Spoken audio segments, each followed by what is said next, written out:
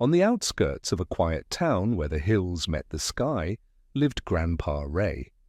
He had a beautiful garden full of flowers, vegetables, and towering trees.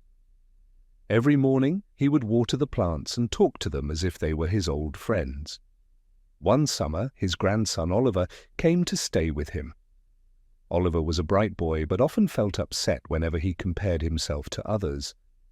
He would sigh and say, "Grandpa, my friend Jake runs faster than me. Emma draws better. I wish I could be like them." Grandpa Ray listened patiently and smiled. One morning he took Oliver to the garden and pointed at two plants growing side by side, a mighty oak tree and a delicate rose bush. "Look at these two," Grandpa said. "The oak tree is tall and strong, providing shade and shelter. The rose bush is smaller, but it grows beautiful flowers with a sweet fragrance." Oliver nodded, unsure where this was going. "Now tell me," Grandpa continued, "do you think the oak tree ever wishes to grow roses? Or does the rose bush feel sad because it isn't tall like the oak?" Oliver frowned.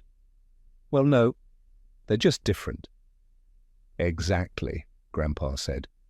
"The oak grows strong in its own time and the rose blooms in its own way. If the rose tried to be an oak, it would never bloom. And if the oak worried about not having flowers, it would never grow tall." Oliver's eyes widened as the lesson sank in. "You see, my boy," Grandpa said, patting Oliver's shoulder, "you are your own person. Comparing yourself to others won't help you grow. Some people are fast runners, some are great artists, and some, like you, have their own special talents waiting to bloom. Focus on becoming the best you, just like every plant in this garden."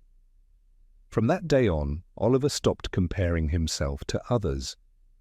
He worked on his strengths and discovered his own talents.